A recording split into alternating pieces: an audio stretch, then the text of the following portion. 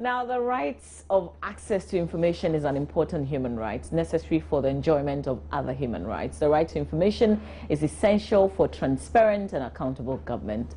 The right of access to information makes possible the public involvement in formulating social policies and in the decision-making processes of governance. The right to information can only be effectively exercised and implemented on the basis of laws regulating this right in accordance with certain standards. Today, September 28, 2015, is International Right to Know Day. This day was proposed on the 28th of September 2002 at a meeting of Freedom of Information organizations from around the world, and Freedom of Information organizations and advocates around the world have since marked the date with activities to celebrate and raise awareness of the right to information. This year, the day is being marked under the theme, Let's Ask, It's Our Right to Know. But when you ask, who is answering you?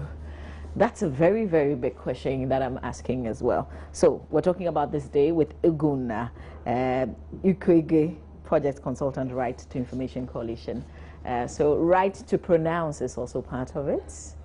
Did I get it right? Yes, you tried. So good morning, welcome. Good morning and good morning to your listeners. Yeah, so we know what we are celebrating. Yes. But the other question I ask is, who is answering you? Is also part of it? If Yes. you ask and nobody's answering, then what do you have? Okay.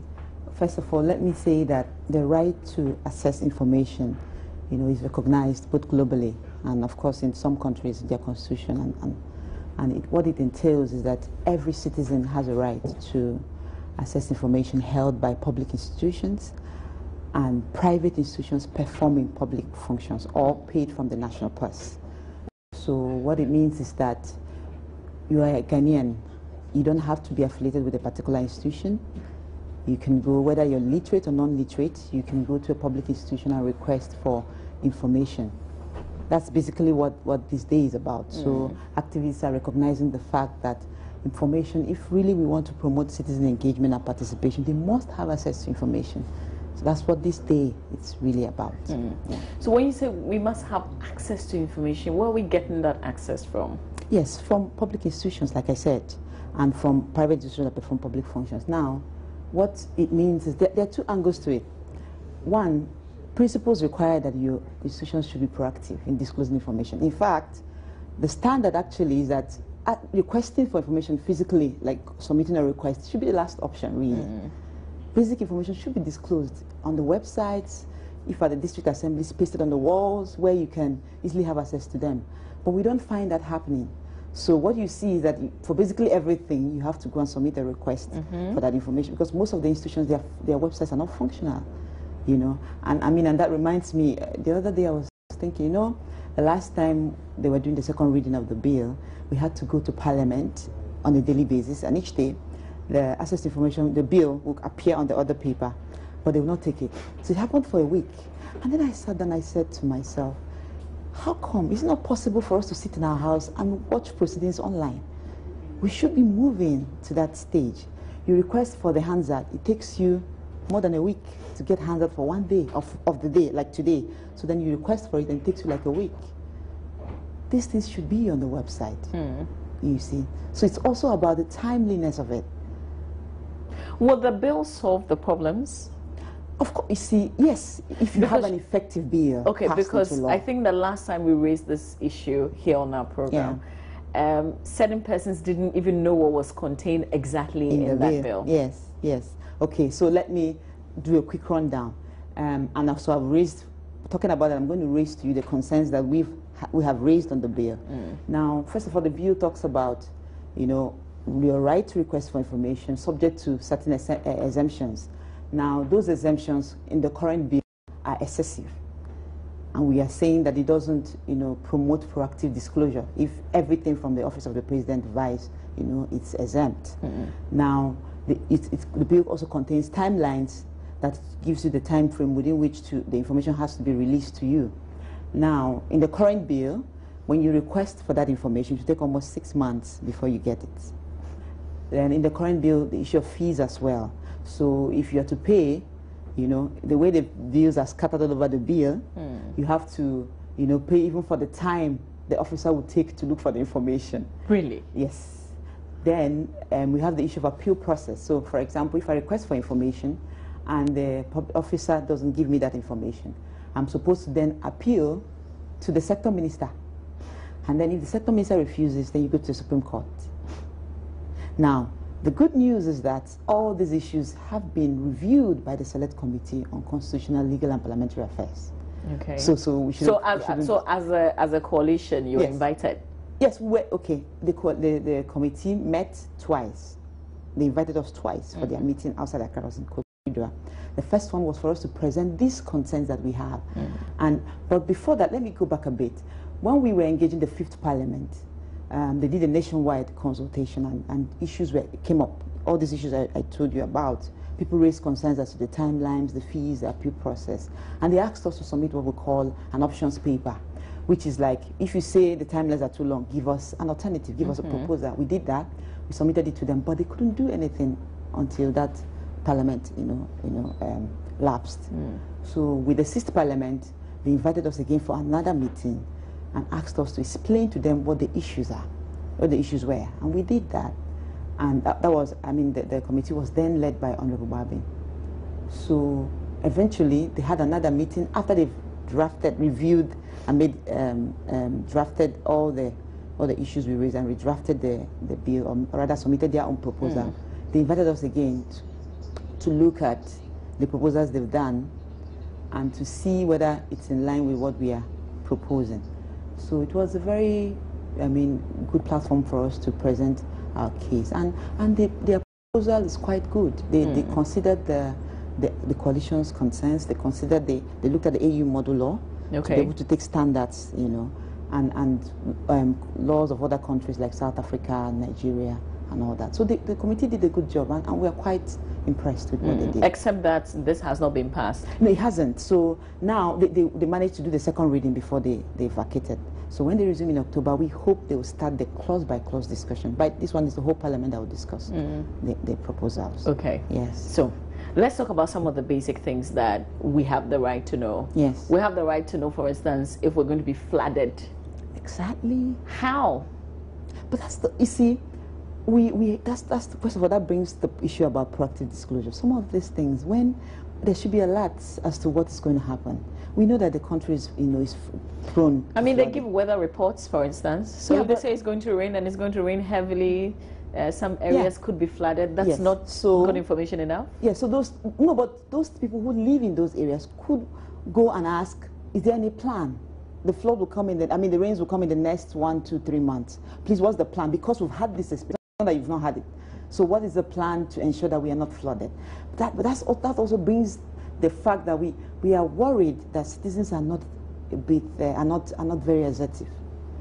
You don't find, it's not common to find individuals going to institutions. Well, isn't it because when we talk about the flooding situation, for instance, authorities would tell you because you've built in a flood-prone area. So already they are telling you you've done wrong. But you see, how can somebody was supposed to make sure you don't build in that area? What happened? That's the point. What happened? You see, these don't just jump out of the blue. Functional institutions put structures in place to make sure that you can't build here. Even when you start, somebody should be able to see it and say, stop this building at once. But that doesn't happen. And then you allow me to build it. It's like what they call in law lashes and acquiescence. Somebody is taking over your land and you sit back and watch. And when the person finishes, you come back and say, that is my land. What were you doing all this while? You see, that's the point. So we need to stop doing fire brigade approach. We need to begin to ask questions now. Already we have the right under Article 21(1)(f). So it's not like we don't even have the right at all. It's there. It's a fundamental right in the Constitution. So we need to begin to use it ahead of the passage of the law. So when the law is passed, then it's easy, you see. And of course, if we use it now, we identify some challenges, it will help us to improve the bill currently. Let's talk about the fuel situation. You know how when there's an increment, sometimes you don't even know about it. If no media house decides to talk about it before the action is taken, then you are totally ignorant until you go to the pumps. Yes. People ask questions and people get angry. No, are you but sure about that? where are we supposed to direct that? Because usually you find that people would, when we open phone lines on our show, for instance, people will call, or people will call radio stations. Where are we supposed to be directing those questions? Yes, you see, the point is, there are specific ministries for each. For example, let's talk about the fuel you talked about. I mean, we could sometimes what we do is when you are not sure, you could, for example, if it's about ECG, for example, I mean, you can go to the energy ministry, and then they will ordinarily, when you make a request and you're not sure where to go, you send it to a particular ministry. They will direct you. It's their responsibility to direct you where you're supposed to go. But you know the work involved in that. Again, you know the work involved in that. If I, for instance, I even want a schedule for the power cuts. You see, but that's what I'm saying, that if there was proactive disclosure, all you need to do is to click on the internet and you get information from the website. Or even something on the website directing you for inquiries about A, B, C, D, go to. You get a point. So, okay, let me give you an example why we are saying that people are not asking. We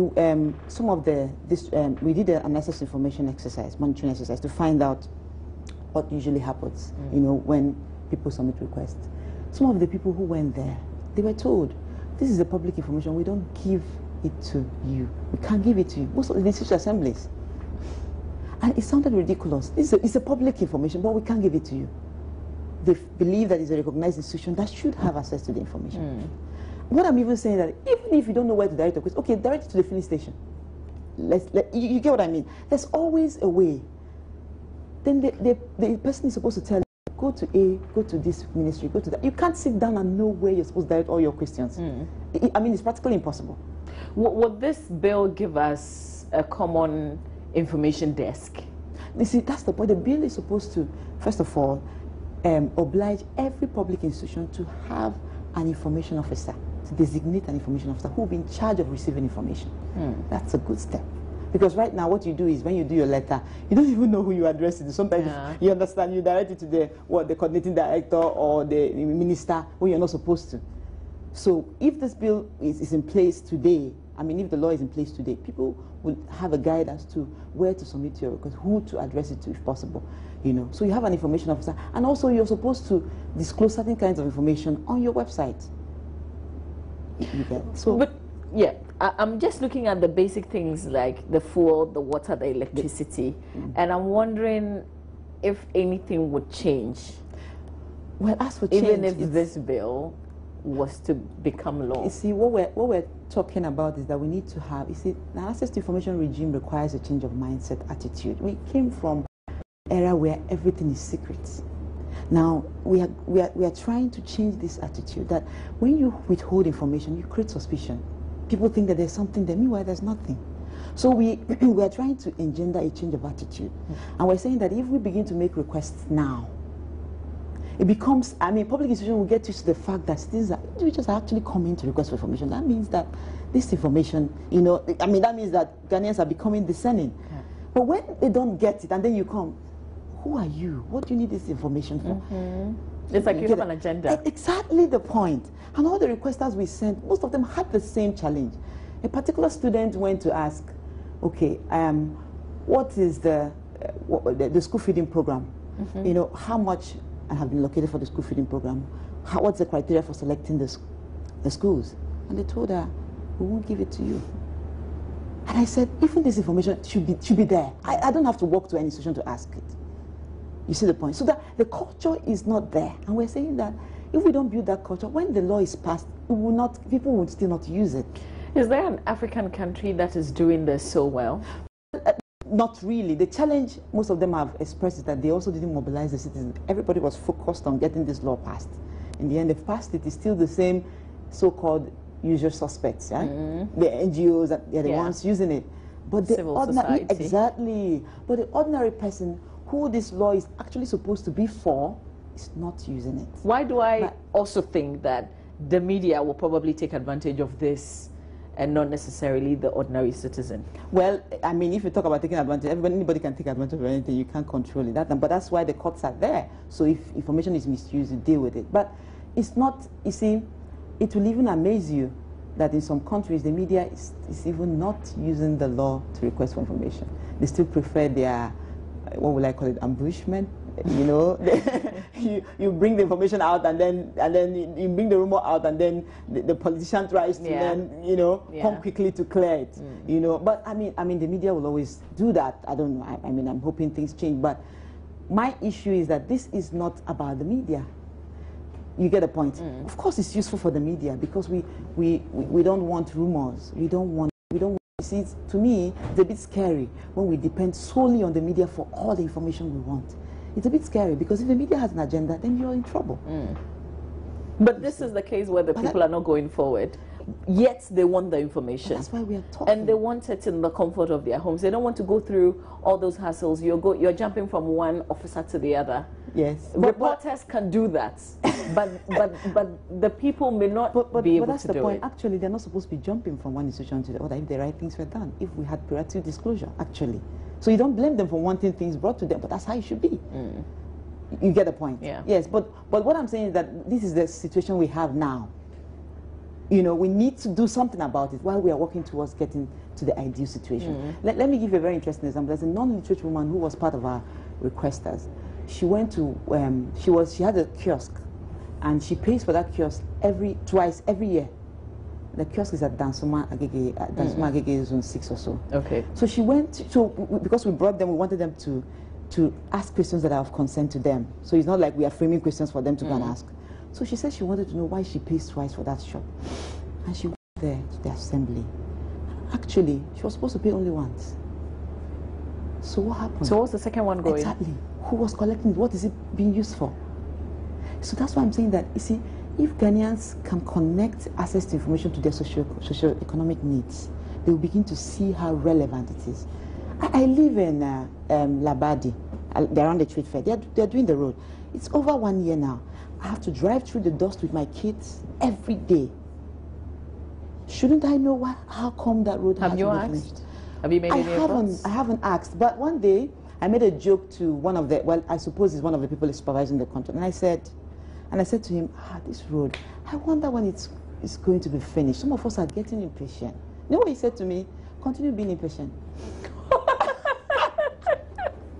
What did you do? Did you laugh or cry? I just moved on.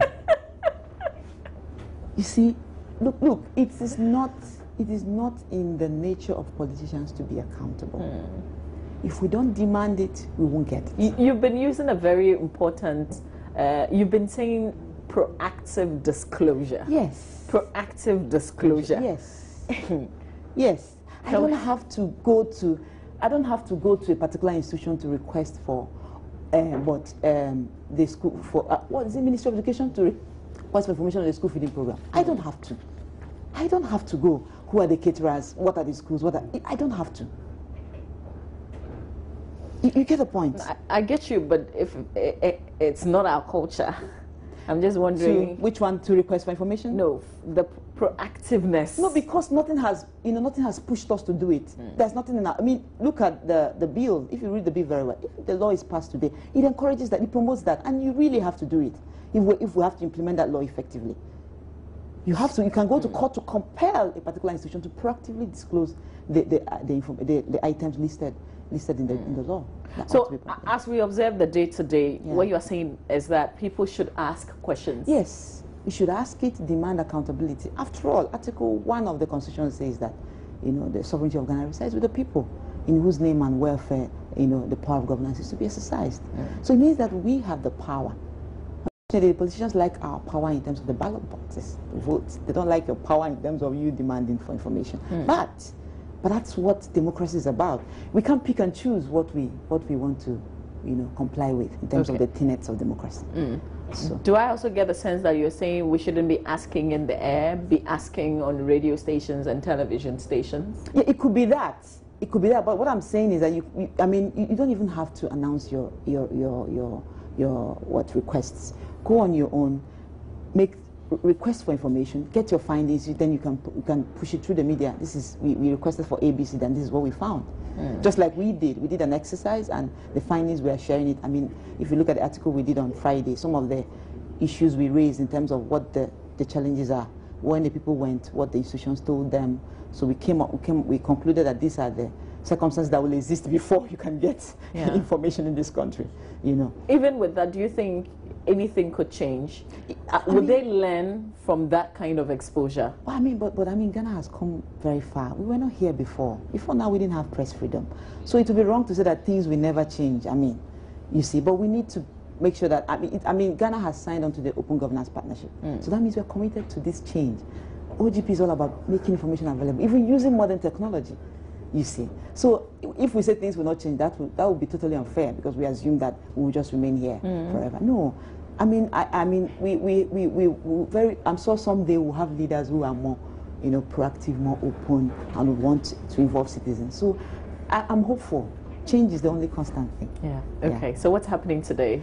Yeah, we're doing a series of media advocacy. We have my other colleagues going to other media platforms. We want to appreciate the media for really giving us some of those platforms today. We've also issued a press statement, and I'm hoping that it will be published today or so tomorrow. So that's basically, we're talking about the same thing. Please ask it. Ask it is a right to know. Yeah, so, and we also hope that many more media platforms will give us opportunity to speak our mind. Okay. Yeah. How big is the coalition, by the way? Yeah, we have over 80 members. Yeah, we are big, really. Okay. Various organizations and also individual members. Yeah, and I mean the GJA is also a member. Okay. Yeah. So this is what I'm thinking. My ordinary mind is telling me. Yes. Keep pushing. I think we should all be pushing, particularly around this time, because election year is just next year. Exactly. We can get a lot of things done. Hopefully, nobody's listening right now. Yes, we can get a lot of things done around this period. You know, I always say that if the only thing you demand from your politician is paying school fees, attending funeral, that's all you get. That's all you get. Yeah, you're right. Yeah. Thank you. We should be asking for more important things. Yes, exactly. Yeah. I'm grateful for your time. Thank you for having me. Ugonna, yes. I'm going to end there. As Project Consultant, Right to Information Coalition, we've been talking about Right to Know. Today, 28th of September, is the day that we're observing this day. And they're simply saying, ask.